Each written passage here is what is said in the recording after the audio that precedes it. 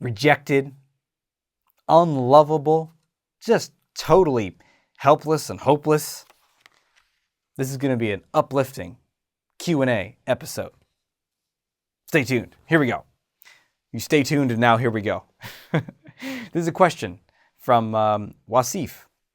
And he says, can you please do a video on the reasons of getting constant rejections from women for people struggling with social anxiety, and how to avoid the trap of believing the story that I'm unlovable when your mind says, see, you're constantly getting rejected, therefore you are unlovable. It's an airtight case, isn't it? All right, look, here's how it is. You're unlovable. You go approach some women. They don't like you. Therefore, you're unlovable. It's reinforced. QED. What you say after a proof. I don't know what it stands for. Qued. In any case. Ouch. I know. I've been there. And this one's tough.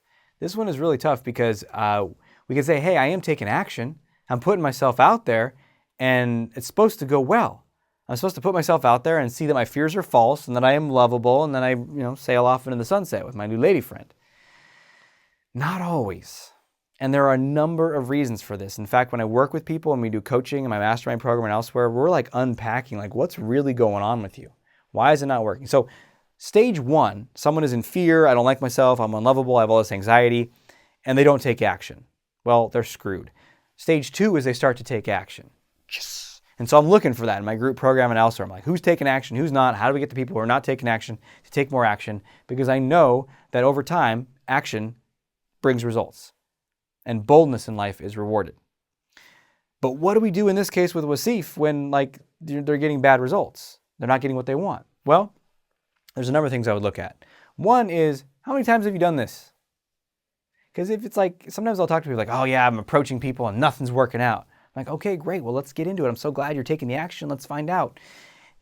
How many have you done? 3 over like the 3-week period.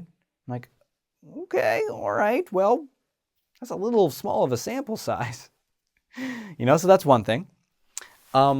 Reasons you might be getting rejected. First of all, you're not getting rejected because you're unlovable. That is complete and total fucking bullshit. That's just this horrible toxic loop of our inner critic that's just attacking ourselves. We have these stories that we're not lovable. We got these stories from when we were a kid, from moments when our parents or people close to us rejected us, either directly and harshly or subtly withdrew love.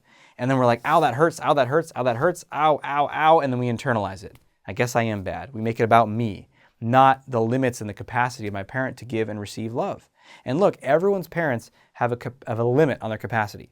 Even me and even my wife Candace, my wife Candace is one of the most loving people I've ever met. And I would say I'm a very patient, very conscious dad, and I've studied this stuff a lot. And I have my limits on how much I can love. I have my moments where my son will do something, I'm just like, ugh. And as much as I don't yell at him and call him names and stuff, but he can feel a withdrawal of my love. I'm like, and I'll narrate, I'm like, I'm angry right now. And I'm trying to work with myself and not blame him and all that stuff. So he's going to feel that, right? And I'm doing the best I can. No one's perfect. And you might have had it way worse with one of your parents. So there's a limit on how much love that we can get from our parents at any given time. And if it's small, parents are restricted or closed off or armored in their hearts, have their own issues, take it out on you, then you're going to get more of this message of I'm not enough, I'm not okay, I'm not lovable. It's complete and total bullshit. It's not about you, it's about them. And they're not wrong, they're just human. And what we need to do is we need to wake up and say, look, it's not about this global lovable or not. Everyone is worthy of love. And think about this. There's an oak tree outside of my house right now. I look and see it in the window. I love that thing. And then you take that oak tree and you have another oak tree. And you say, which oak tree deserves more love? Isn't it an absurd question? There's 2 hawks in the sky. Which hawk is more worthy of my love? It's absurd. It's just, there is no inherent property in the hawk. It just is. You just are. And there are people that will love you. Just like there are people that love oak trees and there's people that fucking hate oak trees. I don't know what's wrong with those people. It's just an oak tree. Chill out, man. There's people that hate hawks. I don't know why. I think hawks are cool. I like hawks. So the same thing for any human. There's people that like me. And then there's people that don't like me. What's up with that? What is wrong with them? Right? And it's the same thing, Wasif and anyone else watching. Like, there are, if you're interested in women for dating, there are women that are going to like you. There are women that are going to love you. There are women that are neutral towards you. There's women that are going to dislike you, and women that are going to hate you, even if they don't even know you. And same thing if you're interested in dating men, whether you're a man or a woman. Men that are going to love you, neutral, hate you. That's just how life it is. And it has nothing to do with you. Now you might say, yes, but I keep getting these rejections.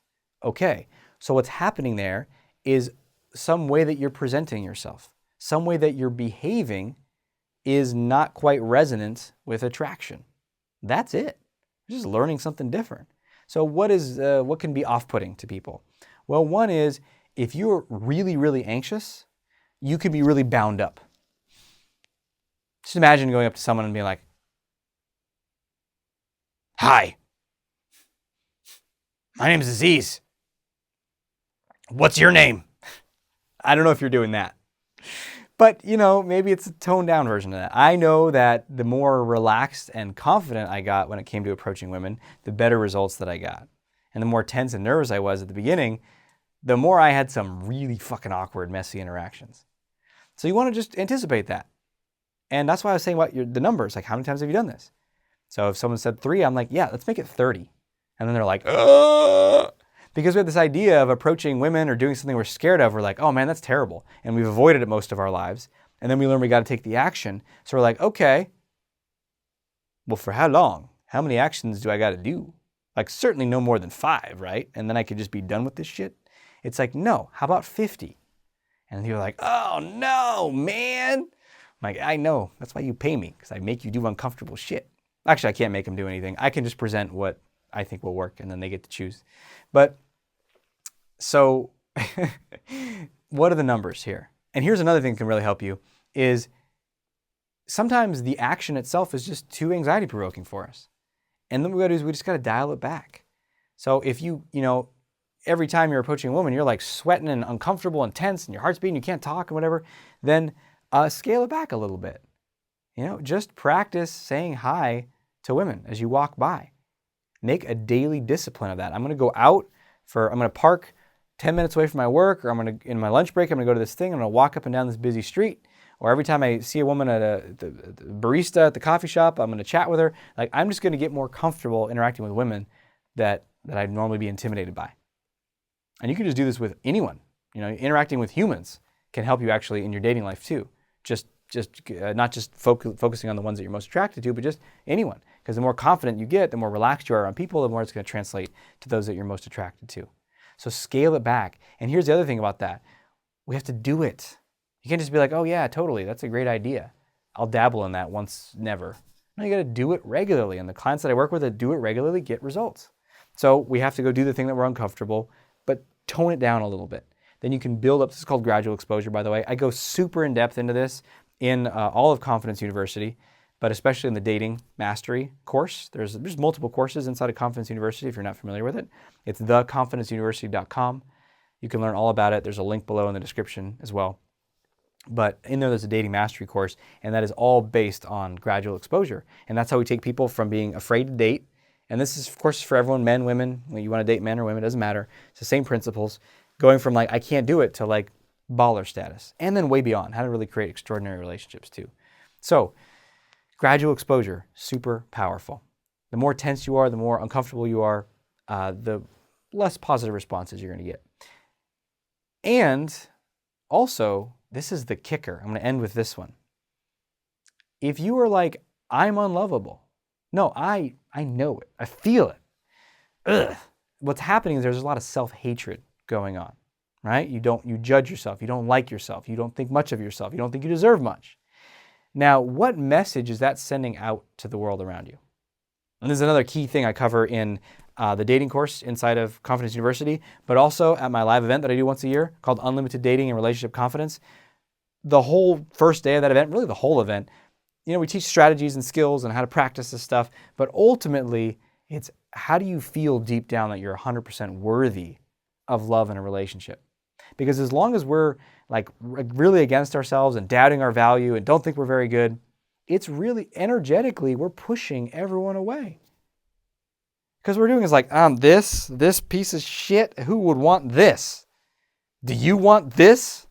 That's what we're communicating. Even if we try to, hi, how's it going? Energetically, it's oozing out of us. You don't want this. You don't want this. And there is all kinds of fascinating research that's coming out in the last 10, 15 years about ways that we're influencing each other with our thoughts and ways that people can pick up on other people's thoughts and all this stuff. Like we affect each other.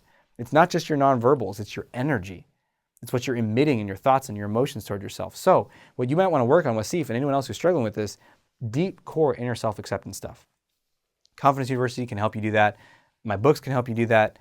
This channel can help you do that. My podcast, Shrink for the Shy Guy, can help you do that. But you got to work on it. You got to really get on your own side and really start to accept and love yourself as you are. And then you'd be amazed at what starts to come your way without you even changing anything. So I hope this serves you on your path. If you're enjoying this video and want more and want the Q&As and find out what's going on, click the subscribe button and then the little bell next to it so you can get notifications when it comes out. And then comment below. What are you taking from this video? What are you finding most valuable? Until we speak again, may you have the courage to be who you are and to know on a deep level that you're awesome. Talk to you soon.